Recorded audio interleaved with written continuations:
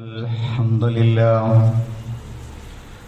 نحمده ونستعينه ونؤمن به ونتوكل عليه ونعوذ بالله من شرور أنفسنا ومن سيئات أعمالنا من يهده الله فلا مضل له ومن يضلل فلا هادي له وأشهد أن لا إله إلا الله وحده لا شريك له وأشهد أن محمدا عبده ورسوله أرسله بالهدى ودين الحق ليظهره على الدين كله ولو كره المشركون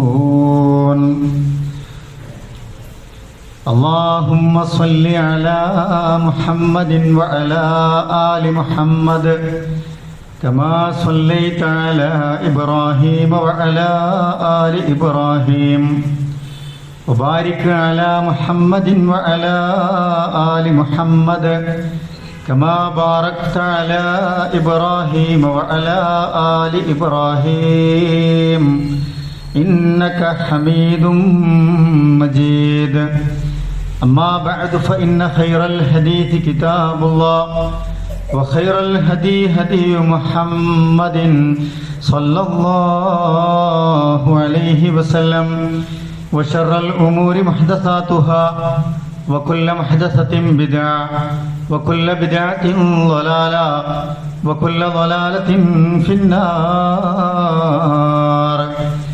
أعوذ بالله من الشيطان الرجيم بسم الله الرحمن الرحيم يا أيها الذين آمنوا اتقوا الله حق تقاته ولا تموتن إلا وأنتم مسلمون بسم الله الرحمن الرحيم إنا كل شيء خلقناه بقدر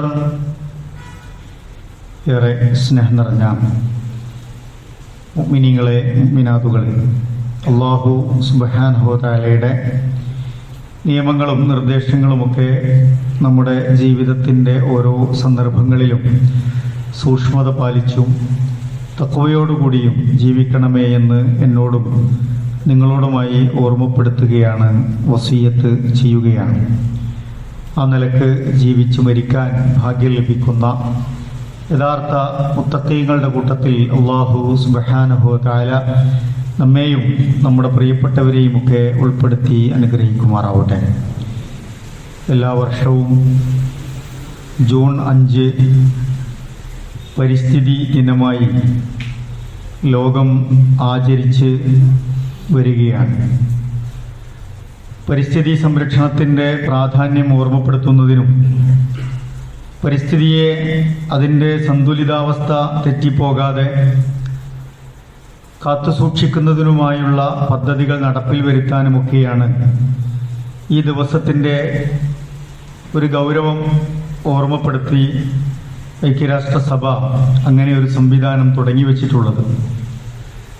അസർബൈജാനിലെ Baku എന്ന ഒരു പ്രദേശത്തെ അവിടെയാണ് ഇന്ന് ഈ ആചരണത്തിൻ്റെ ആഘോഷങ്ങൾക്കൊക്കെ ആതിഥേയത്വം വഹിക്കുന്നത്.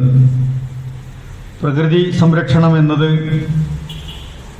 ഒരു മുഅ്മിനെ സംബന്ധിച്ചിടത്തോളം, ഒരു മുസ്ലിമിനെ സംബന്ധിച്ചിടത്തോളം ദീനിൻ്റെ വക്താക്കൾ എന്ന നിലക്കൊക്കെ വളരെ ഗൗരവത്തിൽ മനസ്സിലാക്കേണ്ട ഒരു കാര്യമായാണ് അല്ലാഹു സുബ്ഹാനഹു വ തആല നമ്മളെ പഠിപ്പിക്കുന്നത്. അത് ഏതെങ്കിലും ഒരു ദിവസത്തിൽ ആചരിച്ചൊതുങ്ങേണ്ട ഒരു സമ്പ്രദായം മാത്രമായല്ല ദീൻ പഠിപ്പിക്കുന്നത്. നമ്മുടെ ജീവിതത്തിൻ്റെ തുടക്കം മുതൽ ഒടുക്കം വരെ ഓരോ മുസ്ലിമും ഓരോ മുഅ്മിനും മുഅ്മിനത്തും ജീവിതത്തിൻ്റെ ഭാഗമായി പരിശീലിച്ചു പോകേണ്ട, പ്രാവർത്തികമാക്കേണ്ട വളരെ ഗൗരവമുള്ള കാര്യമായാണ് ദീൻ പ്രകൃതിയുടെ സന്തുലിതാവസ്ഥ നിലനിർത്തുന്നതുമായി ബന്ധപ്പെട്ട കാര്യങ്ങളെ പഠിപ്പിച്ചിട്ടുള്ളത്.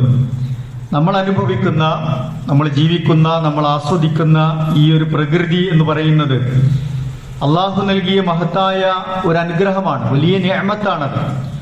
അത് നമ്മൾ മനസ്സിലാക്കേണ്ടതുണ്ട്. ആ നിഅമത്തിന് അള്ളാഹുവിന് ശുക്ർ കാണിക്കുകയും അള്ളാഹുവിനെ കൃത്യമായി ബോധ്യപ്പെടുകയും അള്ളാഹുവിലേക്ക് കൂടുതൽ വിനയമുള്ളവരായി നമ്മൾ അള്ളാഹുവിലേക്ക് അടുക്കുകയുമാണ് ആ നിലക്ക് നമ്മൾ ചെയ്യേണ്ടത്. മറ്റൊന്ന്, ഈ ഭൂമിയുടെ ഈ സന്തുലിതാവസ്ഥ, ഈ പ്രകൃതിയുടെ ഈ സൗന്ദര്യം നമ്മൾ ഒരു അമാനത്ത് എന്ന നിലക്ക് ഏൽപ്പിക്കപ്പെട്ട ആളുകളാണ് നമ്മൾ എന്നതാണ് ദീനിന്റെ കാഴ്ചപ്പാട്. മനുഷ്യ സൃഷ്ടിപ്പുമായി ബന്ധപ്പെട്ട് മലായിക്കത്തുകളോടുള്ള ഒരു സംഭാഷണത്തെ പരിശുദ്ധ ഖുർആൻ നമുക്ക് പരിചയപ്പെടുത്തി തരുന്നുണ്ട് സൂറത്തുൽ ബഖറയിലൂടെ. ഭൂമിയിലേക്ക് ഒരു പ്രതിനിധിയെ, ഒരു ഖലീഫയായി മനുഷ്യരെ അയക്കുന്നു എന്നതാണ് മലായിക്കത്തുകളോട് പറയുന്നത്. ഒരു ഖലീഫ ഈ ഭൂമിയുടെ പ്രകൃതിയുടെ സംരക്ഷണത്തിന്റെ ഉത്തരവാദിത്തം, ഇത് മലിനമാകാതെ, ഇത് കേടുപാട് കൂടാതെ നിലനിർത്തേണ്ട ഒരു ഖലീഫയായി അല്ലാഹു സുബ്ഹാനഹു തആല നമ്മളെ നിശ്ചയിച്ചിരിക്കുന്നു എന്ന നിലക്ക് കൂടി അതിനെ നമ്മൾ മനസ്സിലാക്കേണ്ടതുണ്ട്. മനുഷ്യർ ഭൂമിയിൽ വസിക്കുന്നതിന് വേണ്ടി ഈ ഭൂമിയെ, പ്രകൃതിയെയൊക്കെ അല്ലാഹു തആല എത്ര മനോഹരമായാണ് സംവിധാനിച്ചു തന്നിട്ടുള്ളത്. ഭൂമിയുടെ സൃഷ്ടിപ്പിനെ കുറിച്ച്, അതിനെ ഒരു പരവതാനി പോലെ വിരിച്ചു തന്നതിനെ കുറിച്ച്, ഒരു തൊട്ടില് പോലെ നിങ്ങൾക്ക് ഉപയോഗപ്പെടുത്താൻ, ശാന്തമായി നിങ്ങൾക്ക് ഒന്ന് കിടന്നുറങ്ങാൻ പറ്റുന്ന രൂപത്തിൽ സംവിധാനിച്ചതിനെ കുറിച്ചൊക്കെ ഖുർആൻ ഓർമ്മിപ്പിക്കുന്നുണ്ട്. ആകാശങ്ങളെക്കുറിച്ച്, പർവ്വതങ്ങളെക്കുറിച്ച്, ഈ പ്രകൃതിയുടെ താളം നിലനിർത്തുന്നതിനാവശ്യമായ അത്ഭുതകരമായ സൃഷ്ടിപ്പിനെ കുറിച്ച് ഖുർആൻ നമ്മളെ ഓർമ്മിപ്പിക്കുന്നുണ്ട്. കേവലം ഈ ദുനിയാവിന്റെ സൃഷ്ടിപ്പിന്റെ ഒരു സൗന്ദര്യത്തെക്കുറിച്ച് പരിചയപ്പെടുത്താൻ വേണ്ടി മാത്രമല്ല അല്ലാഹു തആല അത് നമുക്ക് വേണ്ടി പരിചയപ്പെടുത്തി തന്നത്. ഈ ഭൂമിയുടെ കിടപ്പിനെ പറ്റി നിങ്ങൾ ആലോചിക്കൂ. ഈ ഭൂമി ഇളകി മറിഞ്ഞു പോകാതിരിക്കാനുള്ള പർവ്വതങ്ങളുടെ വേരുകളെ കുറിച്ച് നിങ്ങൾ ആലോചിക്കൂ. ആകാശം മുട്ടെ അത് ഉയർന്നു നിൽക്കുമ്പോഴും അതിന്റെ ദൃഷ്ടാന്തങ്ങളെ കുറിച്ച് നിങ്ങൾ ആലോചിക്കൂ. ആകാശത്ത് സംഭവിക്കുന്ന അത്ഭുതങ്ങളെ കുറിച്ച് നിങ്ങൾ കണ്ണോടിച്ചു നോക്കൂ. എത്ര മനോഹരമായാണ് നിങ്ങൾക്ക് കാണാവുന്ന തൂണുകളൊന്നുമില്ലാതെ അത് സംവിധാനിക്കപ്പെട്ടിട്ടുള്ളത്. നിങ്ങൾക്ക് ആവശ്യമായ വിഭവങ്ങൾ ആകാശത്ത് നിന്ന് അള്ളാഹു നിങ്ങൾക്ക് വർഷിപ്പിച്ചു തരുന്നത് നിങ്ങൾ കാണുന്നില്ലേ? നിങ്ങൾ കുടിക്കുന്ന വെള്ളത്തെപ്പറ്റി, നിങ്ങൾ കഴിക്കുന്ന ആഹാരത്തെപ്പറ്റി, ഭൂമിക്കടിയിൽ നിന്നുള്ള വിത്തുകൾ മുളക്കുന്നതിനെ പറ്റി ഒക്കെ നിങ്ങൾ അന്വേഷിച്ചു നോക്കുന്നില്ലേ എന്ന് ഖുർആൻ നമുക്ക് പറഞ്ഞു തരുന്നുണ്ട്. പരിശുദ്ധ ഖുർആൻ നോക്കൂ, ഈ സൃഷ്ടിപ്പിനെ പറ്റി പറഞ്ഞെടുത്ത് പറയുന്ന ഒരു വചനം സൂറത്തു നംലിലെ 88-ാമത്തെ വചനത്തിൽ പരിചയപ്പെടുത്തുന്നത് സുന്നഅല്ലാഹില്ലദീ അത്ഖന കുല്ല ഷൈഇൻ എന്നാണ്. ഇത്ഖാനോടുകൂടി, അത്ഖന കുല്ല ഷൈഇൻ, വളരെ പെർഫെക്ഷനോടുകൂടിയാണ് പരിശുദ്ധ ഖുർആൻ ഈ സൃഷ്ടിപ്പിനെ കുറിച്ച് നമുക്ക് പരിചയപ്പെടുത്തുന്നത്. അള്ളാഹു അവന്റെ സൃഷ്ടിപ്പിൽ കൃത്യമായ ചില വ്യവസ്ഥയോടെ വളരെ പെർഫെക്ഷനോടുകൂടിയാണ് ഇത് സംവിധാനിച്ചിട്ടുള്ളത് എന്ന് ഖുർആൻ ഓർമ്മിപ്പിക്കുന്നു. അങ്ങനെ പെർഫെക്റ്റായ ഈ പ്രകൃതിയുടെ ഒരു ഖലീഫയായാണ് മനുഷ്യരായ നമ്മളെ നിശ്ചയിച്ചിട്ടുള്ളത്. ഈ സന്തുലിതത്വം അള്ളാഹുവിന്റെ നിഅമത്താണ്. അതോടൊപ്പം തന്നെ ഈ സന്തുലിതത്തെ കാത്തു സൂക്ഷിക്കേണ്ടത് നമ്മുടെയൊക്കെ ഒരു അമാനത്താണ് എന്ന നിലക്കാണ് പരിശുദ്ധ ഖുർആൻ നമ്മളെ ഓർമ്മിപ്പിക്കുന്നത്. മാത്രമല്ല, ഇതിന്റെ സൃഷ്ടിപ്പ് എങ്ങനെയാണ്? എല്ലാവർക്കും ഇത് ഉപയോഗിക്കുന്നതിന് ചില തോതുകൾ നിശ്ചയിച്ചു തന്നിട്ടുണ്ട്. അമിതമായി നമ്മൾ അത് ഉപയോഗിച്ചാൽ അത് ഇതിന്റെ സന്തുലിതാവസ്ഥയെ അപായപ്പെടുത്തും. ആരാണ് അതിന്റെ ഭവിഷ്യത്തുകൾ അനുഭവിക്കേണ്ടി വരിക? നമ്മുടെ തന്നെ തുടർന്നു വരുന്ന തലമുറ അതിന്റെ ഭവിഷ്യത്ത് അനുഭവിക്കേണ്ടി വരും. അല്ല, ചിലപ്പോൾ നമ്മൾ തന്നെ അതിന്റെ കെടുതികൾ അനുഭവിക്കേണ്ടി വരും എന്ന് ഖുർആൻ ഓർമ്മിപ്പിക്കുന്നുണ്ട്. ഇതൊക്കെ അല്ലാഹു തആല കൃത്യമായി നിർണയിച്ച്, അളവ് കൃത്യമായി സംവിധാനിച്ച് നിങ്ങൾക്ക് സന്തുലിതപ്പെടുത്തി തന്നതാണ്. അങ്ങനെയാണ് അല്ലാഹു തആല ഇതിനെ സംവിധാനിച്ചിട്ടുള്ളത്. ഇന്നാ കുല്ല ഷൈഇൻ ഖലഖനാഹു ബിഖദർ എന്നാണ്. ഓരോന്നിനും തോതുണ്ട്. വെള്ളത്തിന് തോതുണ്ട്, മഴക്കളവുണ്ട്, വിഭവങ്ങൾക്ക് തോതുണ്ട്, കൃഷിയിൽ നിന്ന് കിട്ടുന്ന ധാതുക്കൾക്കും അതുപോലെ തന്നെ ഫലങ്ങൾക്കുമൊക്കെ അളവുണ്ട്. ഓരോരുത്തർക്കും അനുഭവിക്കാനും ആസ്വദിക്കാനും ഒക്കെയുള്ളതിന് അളവുണ്ട് എന്നതാണ്. ചില ഡോക്ടർമാരൊക്കെ പറയുന്നത് കാണാൻ പറ്റും. നിങ്ങൾ പരിധിക്കപ്പുറത്തുമുള്ള വിഭവങ്ങൾ ആയുസ് തീരുന്നതിന്റെ തൊട്ടു മുമ്പ് ഉപയോഗിച്ചിട്ടുണ്ട് എങ്കിൽ അതിന്റെ കെടുതികൾ നിങ്ങളുടെ ശരീരം പ്രകടിപ്പിക്കുമെന്നാണ്. നമുക്ക് 40 വയസ്സിൽ നമ്മൾ ഉപയോഗിക്കേണ്ട പഞ്ചസാരയുടെ അളവുണ്ടാകും, ഒരു ഭക്ഷണത്തിന്റെ അളവുണ്ടാകും. മധുരമാവട്ടെ, പുളിയാവട്ടെ, എരിവാവട്ടെ, നമുക്ക് ശരീരത്തിന് ആവശ്യമായ വസ്തുക്കളുടെ അളവുണ്ടാകും. 60 വയസ്സ് ജീവിക്കുന്ന ഒരു മനുഷ്യന് 40 വയസ്സാകുമ്പോഴേ കഴിയുമ്പോഴേക്ക് 60 വയസ്സിന്റെ വിഭവങ്ങൾ കഴിച്ചു തീർത്തിട്ടുണ്ട് എങ്കിൽ ശരീരത്തിന് ആ സന്തുലിതത്വം നഷ്ടപ്പെടുമെന്ന് ചില ഡോക്ടർമാരൊക്കെ പരിചയപ്പെടുത്തുന്നുണ്ട്. അത് സ്വാഭാവികമാണ്. ഈ പ്രകൃതിക്ക് വിരുദ്ധമായ, പ്രകൃതിക്ക് അനുഗുണമല്ലാത്ത, നമ്മുടെ ജീവിതത്തിനും നമ്മുടെ ശരീരത്തിനും നമ്മുടെ സുഖകരമായ ജീവിതത്തിനും അനുഗുണമല്ലാത്ത രീതിയിൽ നമ്മൾ ഈ സന്തുലിതത്വം നഷ്ടപ്പെടുത്തിയാണ് ജീവിക്കുന്നത് എങ്കിൽ നമ്മുടെ ശരീരം താറുമാറാകും. നമ്മൾ പ്രകൃതിയോടാണ് അത് ചെയ്യുന്നത് എങ്കിൽ പ്രകൃതി താറുമാറാകും എന്നതാണ് ഖുർആൻ ഓർമ്മിപ്പിക്കുന്നത്. അപ്പൊ ഈ ഖദർ ഓരോരുത്തർക്കും നിശ്ചയിച്ചിട്ടുള്ള അളവുണ്ട്, ഈ പ്രകൃതിക്ക് നിശ്ചയിച്ചിട്ടുള്ള അളവുണ്ട്, ഓരോതിന്റെയും തോതുണ്ട്. അപ്പൊ അതിനനുസരിച്ച് ഉപയോഗിക്കാവൂ. ക്രമാതീതമായി അത് നമ്മൾ ഉപയോഗിക്കുന്നു എങ്കിൽ അത് നമുക്ക് തന്നെ ദോഷം വരുത്തും. പർവ്വതങ്ങളും കുന്നും മലകളും ഒക്കെ ഉപയോഗിക്കേണ്ട ഒരു തോതുണ്ട്. അല്ലാഹു തആല അത് ഈ സന്തുലിതത്വം നിലനിർത്താനൊക്കെയുള്ള അളവായി ക്രമീകരിച്ചിട്ടുണ്ട്. നമ്മളത് പരിധി വിട്ട് ഉപയോഗിച്ചാൽ, പരിധി വിട്ട് നശിപ്പിച്ചാൽ, നമുക്ക് ആവശ്യത്തിന് അധികമുള്ള ആർത്തിയോടുകൂടി സാമ്പത്തികമായ ലാഭത്തിനു വേണ്ടി നമ്മളത് കാർന്നു തിന്നാൽ നമ്മൾ അനുഭവിക്കേണ്ടി വരും, അടുത്ത തലമുറ അനുഭവിക്കേണ്ടി വരും ഈ കെടുതികളെന്ന് ഖുർആൻ നമ്മളെ ഓർമ്മിപ്പിക്കുന്നുണ്ട്. അതുകൊണ്ട് നമ്മുടെ ഉത്തരവാദിത്തം എന്താണ്? പ്രകൃതിയുമായി ബന്ധപ്പെട്ട ഒരു ദിനം ആചരിച്ച് കേവലം കടന്നു പോകുന്നത് പോലെയല്ല മുഅ്മിനുകളെ സംബന്ധിച്ചിടത്തോളം. ഒന്ന്, ഈ പ്രകൃതിയെ നമ്മൾ കണ്ണോടിക്കുമ്പോൾ, ഈ സൃഷ്ടിപ്പിന്റെ അത്ഭുതങ്ങൾ നമ്മളെ ബോധ്യപ്പെടുമ്പോൾ, മനുഷ്യനാവട്ടെ, ജന്തുജാലങ്ങളാവട്ടെ, സസ്യങ്ങളാവട്ടെ, ഭൂമിയാവട്ടെ, വ്യത്യസ്തമായ ഗോളങ്ങളാവട്ടെ, ആകാശമേലാപ്പുകളാവട്ടെ, അതിലുള്ള അത്ഭുതങ്ങളാവട്ടെ, ഇതൊക്കെ നമ്മൾ കണ്ണോടിക്കുമ്പോ ഖാലിഖ് എന്ന നിലക്ക് അള്ളാഹുവിന്റെ സൃഷ്ടി മഹാത്മ്യത്തെ പ്രിയപ്പെട്ടവരെ നമ്മൾ ബോധ്യപ്പെടുക. അങ്ങനെ ബോധ്യപ്പെടുമ്പോ അല്ലാഹു തആല നമ്മളെ പരിചയപ്പെടുത്തുന്നുണ്ട്. ഹുവല്ലദീ ഖലഖലകും മാ ഫിൽ അർളി ജമീഅ. നമ്മൾ ഈ ഭൂമിയിലേക്ക് വരുന്നതിന് മുമ്പ്, മനുഷ്യന്റെ പ്രതീതിയായി ഈ ഭൂമിയിലേക്ക് ആദം അലൈഹിസ്സലാത്തു വസ്സലാം വരുന്നതിന് മുമ്പ് ഈ ഭൂമിയിൽ മനുഷ്യർക്ക് ആവശ്യമായ സകലതിനെയും സംവിധാനിച്ചു വെച്ചവനാണ് നമ്മുടെ റബ്ബ് എന്നത് നമ്മൾ മനസ്സിലാക്കേണ്ടതുണ്ട്.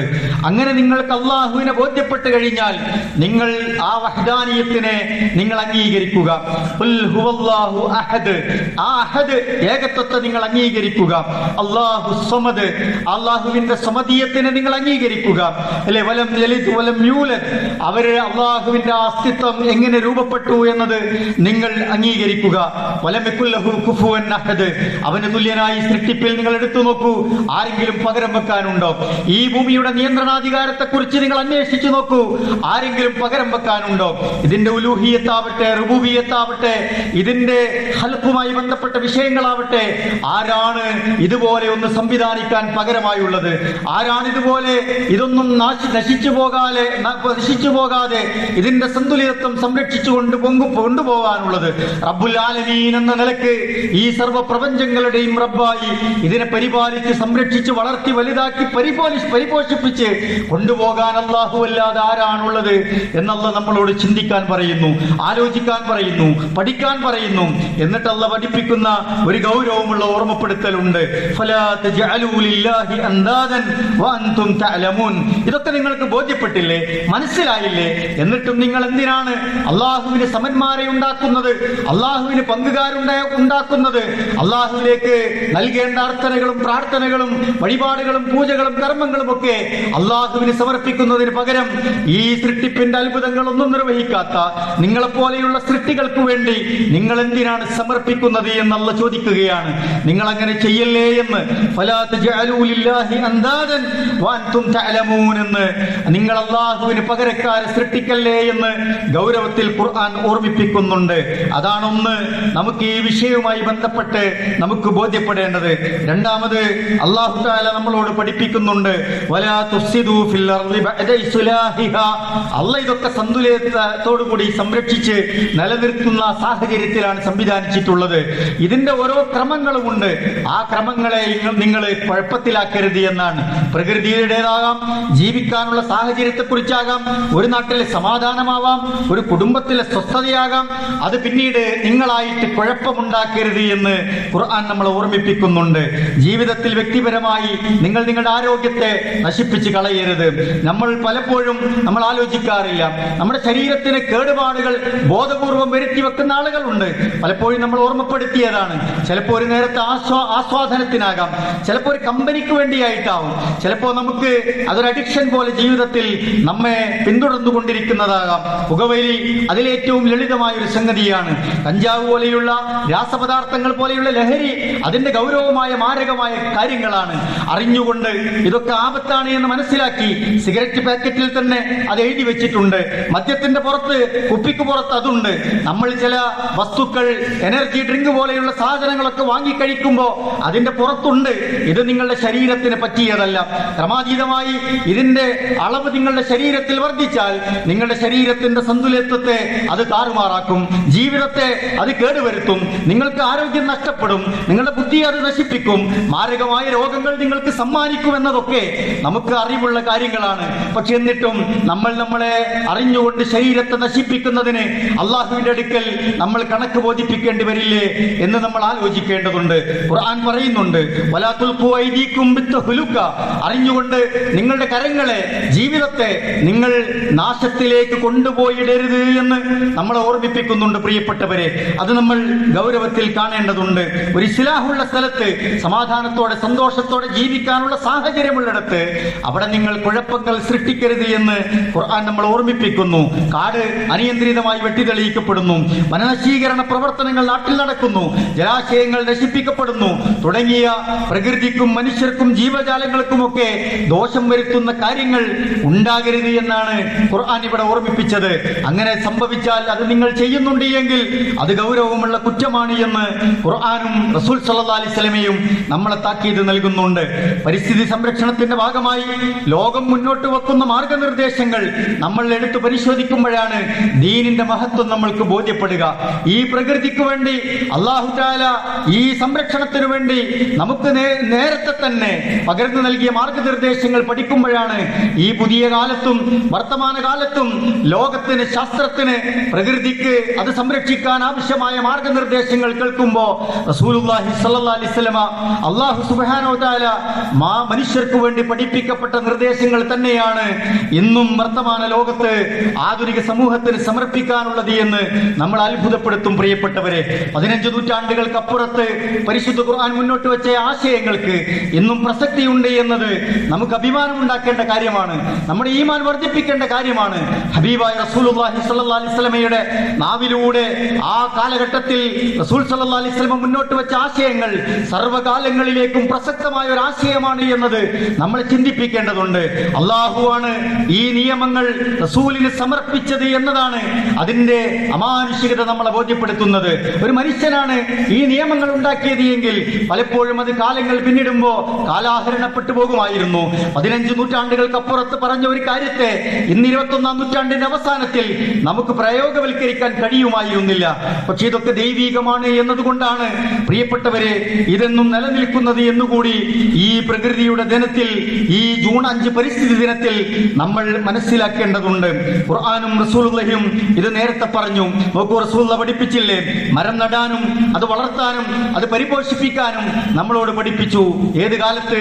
റസൂലുള്ളാഹിന്റെ കാലത്ത് റസൂലുള്ളാഹി മുന്നോട്ട് വെക്കുന്ന ആശയമാണ്.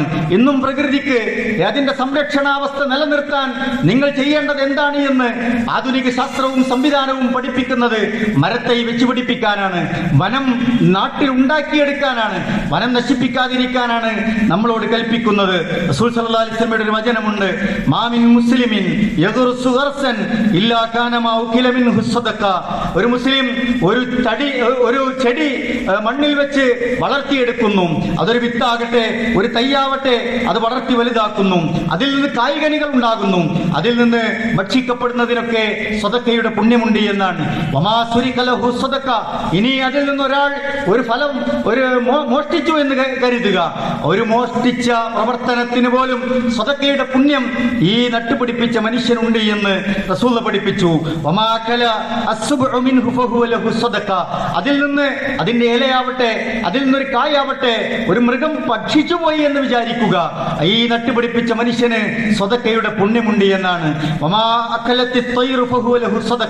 ഒരു പക്ഷി വന്ന് ഒരു മാമ്പഴം, ഒരു ചക്ക, ഒരു ഫ്രൂട്ട് അതിൽ നിന്ന് കൊത്തിത്തിന്നു പോയി എന്ന് വിചാരിക്കുക, അല്ലെങ്കിൽ ഒരു നെൽമണി, ഒരു കതിർ കൊത്തിത്തിന്നു എന്ന് വിചാരിക്കുക, എങ്കിൽ അതൊരു സദഖയായി അത് നട്ടുപിടിപ്പിച്ച മനുഷ്യന് രേഖപ്പെടുത്തുമെന്ന് റസൂലുള്ളാഹി സ്വല്ലല്ലാഹു അലൈഹി വസല്ലമ പഠിപ്പിക്കുന്നുണ്ട്. എത്ര ഗൗരവമായാണ് അതിനെ പ്രോത്സാഹിപ്പിച്ചിട്ടുള്ളത് എന്ന് നമുക്ക് മനസ്സിലാക്കാൻ കഴിയും. മറ്റൊരിടത്ത് റസൂലുള്ളാഹി പറഞ്ഞു, ഇൻ ഖാമത്തിസ് സാഅ, ഖിയാമത്ത് നാൾ സംഭവിക്കുന്നു എന്ന് നിങ്ങൾക്ക് ഉറപ്പായി എന്ന് വിചാരിക്കുക. നിങ്ങൾ അന്ന് ജീവിച്ചിരിപ്പുണ്ട്, ഖിയാമത്ത് നാൾ ഇതാ അടുത്ത നിമിഷത്തിൽ സംഭവിക്കുമെന്ന് ഉറപ്പുണ്ട് എന്ന സന്ദർഭം വന്നു. വബിയദി അഹദികും ഫസീല, നിങ്ങളുടെ കയ്യിൽ ഒരു ചെടിയുണ്ട്, ഒരു തൈയുണ്ട് എങ്കിൽ അവന് സാധിക്കുമെങ്കിൽ ആ തൈ ആ ഭൂമിയിൽ വെച്ച് നട്ടുപിടിപ്പിക്കട്ടെ എന്ന് റസൂൽ സല്ലല്ലാഹു അലൈഹി വസല്ലം പഠിപ്പിക്കുന്നുണ്ട്. ഭൂമി നശിച്ചു പോകുകയാണ്, എല്ലാം തകർന്നില്ലാതാവുകയാണ്, ഖിയാമത്ത് സംഭവിക്കുകയാണ് എങ്കിൽ പോലും നിങ്ങളുടെ കയ്യിൽ ഒരു ചെടി തൈയുണ്ട് എങ്കിൽ അത് നട്ടുപിടിപ്പിക്കാൻ റസൂൽ സല്ലല്ലാഹു അലൈഹി വസല്ലം നമ്മളെ ഓർമ്മിപ്പിക്കുകയാണ് പ്രിയപ്പെട്ടവരെ. അതുകൊണ്ട് വളരെ ഗൗരവമുള്ള ഒരു വിഷയമായാണ് ഈ വിഷയത്തെ ഇസ്ലാം പഠിപ്പിക്കുന്നത്. ലാ ഇലാഹ ഇല്ലല്ലാഹ് എന്ന കലിമത്തിനെ, നല്ല മനുഷ്യരുടെ ജീവിതത്തെ, നല്ല ഒരു മുഅ്മിനായ മനുഷ്യന്റെ സ്വഭാവത്തെയൊക്കെ ഖുർആൻ വിശേഷിപ്പിച്ചത് ഒരു മരത്തോടാണ് എന്നത് നമ്മൾ അത്ഭുതപ്പെടുത്തും. അലം തറ കൈഫ ളറബല്ലാഹു മതലൻ കലിമതൻ തയ്യിബ കശജറത്തിൻ തയ്യിബ അസ്ലുഹാ സാബിതുൻ വഫർഉഹാ ഫിസ്സമാ തുഅതി ഉക്ലഹാ കുല്ലഹീനിൻ ബിഇദ്നി റബ്ബിഹാ. ഒരു നല്ല മനുഷ്യൻ ലാ ഇലാഹ ഇല്ലല്ലാഹ് എന്ന കലിമത്ത് തൗഹീദ് പിന്നെ ഉൾക്കൊണ്ട ഒരു മനുഷ്യൻ അസ്ലുഹാ സാബിതുൻ, അവന്റെ വേര് ഒരു മരം പോലെയാണ്. അവൻ ആഴത്തിൽ ആ സമൂഹത്തിൽ വേര് പിടിച്ചവനായിരിക്കും. അവനെ കൊണ്ട് നാട്ടുകാർക്ക് എന്താ കിട്ടുക? അതിന്റെ ചില്ലകളൊക്കെ ഇങ്ങനെ ആകാശത്ത് പടർന്ന് പന്തലിച്ച് നിൽക്കുന്നുണ്ട്. അതിൽ നിന്ന് കായ്കനികൾ കിട്ടുന്നുണ്ട്, തണൽ കിട്ടുന്നുണ്ട്. ഇതുപോലെ നല്ല പടർന്ന് പന്തലിച്ച് തണൽ നൽകുന്ന ഒരു വൃക്ഷത്തോടാണ് ഒരു നല്ല മനുഷ്യനെ, ലാ ഇലാഹ ഇല്ലല്ലാഹ് ഉൾക്കൊണ്ട ഒരു മുഅ്മിനിനെ, ഒരു മുസ്ലിമിനെ പരിശുദ്ധ ഖുർആൻ വിശേഷിപ്പിച്ചിട്ടുള്ളത്. അങ്ങനെ തണൽ നൽകുന്നവരാണോ നമ്മൾ? അങ്ങനെ ഫലവും കായ്കളും നൽകി ആളുകൾക്ക് ആസ്വാദനവും സന്തോഷവും സമാധാനവും സ്വസ്ഥതയൊക്കെ നൽകുന്നവരാണോ നമ്മൾ എന്ന നിലക്ക് നമ്മളെ തന്നെ ഒരു ആത്മപരിശോധന നടത്തണമെന്നതാണ് പരിശുദ്ധ ഖുർആൻ ഇതുകൊണ്ട് ഉദ്ദേശിക്കുന്നത്. യുദ്ധത്തിന്റെ സന്ദർഭങ്ങളിൽ പോലും അബൂബക്കർ സിദ്ദീഖ് റളിയല്ലാഹു തആല അൻഹു റസൂലിന്റെ മാർഗ്ഗനിർദ്ദേശം സൈന്യത്തിന് നൽകുന്നത് നമുക്ക് കാണാൻ കഴിയും. നിങ്ങൾ അവിടെയുള്ള മരങ്ങൾ മുറിക്കരുത്, കൃഷി നശിപ്പിക്കരുത്, ഈന്തപ്പനകൾ കരിച്ചു കളയരുത് എന്ന് വളരെ ഗൗരവത്തിലുള്ള നിർദ്ദേശങ്ങൾ ഒരു യുദ്ധത്തിന്റെ സന്ദർഭത്തിൽ പോലും ഇസ്ലാം പാലിക്കാൻ പഠിപ്പിക്കുന്നത് നമ്മൾ കാണുന്നുണ്ട്. ഇന്ന് നടക്കുന്ന യുദ്ധങ്ങളൊക്കെ നമ്മൾ കാണുന്നില്ലേ? എല്ലാ നാടിന്റെയും വിഭവങ്ങളാണ് നശിപ്പിച്ചു കളയുന്നത്. എണ്ണപ്പാടങ്ങളിലേക്ക് ബോംബ് വർഷിപ്പിക്കുകയാണ്, ആളുകൾ താമസിക്കുന്നിടത്തേക്ക് വലിയ മിസൈലുകൾ വർഷിപ്പിക്കുകയാണ്, യാത്രാ സംവിധാനങ്ങൾ ഉള്ളിടത്തേക്ക് നശിപ്പിക്കുന്ന നീയത്തോടുകൂടി എല്ലാ സംവിധാനങ്ങളും തകർക്കുന്ന തരത്തിൽ യുദ്ധം നടന്നുകൊണ്ടിരിക്കുന്ന ഒരു കാലത്താണ് റസൂൽ സല്ലല്ലാഹു അലൈഹി വസല്ലമയുടെ അനുയായികളോട് റസൂലുള്ളാഹിയും അവിടുത്തെ ഖലീഫമാർ ഓർമ്മിപ്പിച്ചത്, പച്ചപ്പുള്ള ഒന്നും നിങ്ങൾ നശിപ്പിച്ചു കളയരുത്, ജലസ്രോതസ്സുകൾ നിങ്ങൾ നശിപ്പിച്ചു കളയരുത്, മഴയും വെള്ളവും ജീവന്റെ നിലനിൽപ്പിന് വേണ്ടിയുള്ള അത്യാവശ്യങ്ങളാണ് എന്ന് ദീൻ നമ്മളെ പഠിപ്പിക്കുന്നുണ്ട്. വെള്ളത്തിനായിരിക്കും നിങ്ങൾക്ക് മുമ്പിൽ അടുത്ത ഒരു ലോകമഹായുദ്ധം വരിക എന്ന് ആധുനിക ലോകം നമ്മളോട് പറഞ്ഞുകൊണ്ടിരിക്കുകയാണ്.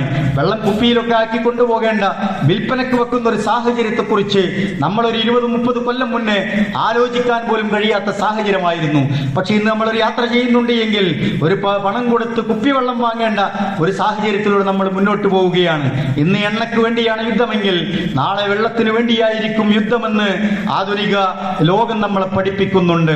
നോക്കൂ, നദിയിൽ നിന്നാണ് നിങ്ങൾ വുളു ചെയ്യുന്നതെങ്കിൽ പോലും നിങ്ങൾ ആവശ്യത്തിനുള്ള വെള്ളമേ ഉപയോഗിക്കാവൂ എന്ന് തോഹ മുഹമ്മദ് മുസ്തഫ റസൂലുള്ളാഹി സ്വല്ലല്ലാഹു അലൈഹി വസല്ലം പഠിപ്പിക്കുന്നുണ്ട്. കെട്ടിനിൽക്കുന്ന വെള്ളം നിങ്ങൾ മലിനപ്പെടുത്തരുത്, അതിലേക്ക് നിങ്ങൾ മൂത്രമൊഴിക്കരുത് എന്ന് റസൂൽ ഓർമ്മപ്പെടുത്തിയിട്ടുണ്ട്.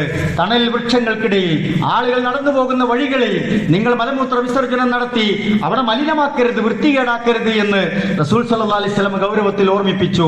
വൃത്തി ഈമാനിന്റെ ഭാഗമായി പ്രത്യേകമായി പഠിപ്പിച്ചു. ഈമാനിന്റെ 70-ൽ പരം ശാഖകളിൽ ഏറ്റവും അഫ്ളലായത് ലാ ഇലാഹ ഇല്ലല്ലാഹ് എന്ന് റസൂൽ പഠിപ്പിച്ചു. അതിലേറ്റവും അവസാനത്തേത് വഴിയിൽ നിന്നുള്ള മാലിന്യങ്ങൾ നീക്കിക്കളയലാണ്. അതൊരു മോശപ്പെട്ട പണിയാണ് എന്ന് നമ്മൾ വിചാരിക്കേണ്ടതില്ല. വലിയ പുണ്യപ്രവർത്തനമാണത് എന്നതാണ് റസൂൽ സല്ലല്ലാഹു അലൈഹി വസല്ലമ നമ്മളെ പഠിപ്പിക്കുന്നത്. ആ നിലക്ക് പ്രിയപ്പെട്ടവരെ, ഇതിന്റെ ഇസ്തിഅമാർ, പരിപോഷണം എന്നത് നമ്മളെ ഏൽപ്പിച്ചിട്ടുണ്ട്. സ്വാലിഹ് നബി അലൈഹി സ്വലാത്തു വസ്സലാം ആ ഉമ്മത്തിനോട് പഠിപ്പിക്കുന്ന ഒരു വചനത്തിൽ ഖുർആൻ പറയുന്നത് കാണാൻ കഴിയും. വഹുവ അൻശഅകും മിനൽ അർളി വസ്തഅമറകും ഫീഹാ എന്നത്. ഇത് അല്ലാഹു തആല നിർമ്മിച്ചുണ്ടാക്കി തന്നിട്ടുണ്ട്. എന്നാൽ അതിന്റെ ഇസ്തിഅമാർ, അത് കെട്ടിപ്പടുത്ത് പരിപോഷിപ്പിച്ച് നന്നാക്കി വൃത്തിയോടുകൂടി കാത്തു സൂക്ഷിക്കേണ്ട ഉത്തരവാദിത്തം നിങ്ങൾക്കുണ്ട് എന്ന് ഖുർആൻ വളരെ ഗൗരവ രൂപത്തിലാണ് നമ്മൾ ഓർമ്മിപ്പിക്കുന്നത്. അതുകൊണ്ട് ഇതൊരു ദീനിന്റെ ഭാഗമാണ് എന്ന് മനസ്സിലാക്കി, പുണ്യമുള്ള ഒരു പ്രവർത്തനമാണ് എന്ന് മനസ്സിലാക്കി അള്ളാഹുവിന്റെ കൽപ്പനയ്ക്ക് വിധേയപ്പെട്ട് നമ്മൾ മുന്നോട്ട് പോവുക. അള്ളാഹു നമ്മയൊക്കെ അനുഗ്രഹിക്കുമാറാവട്ടെ.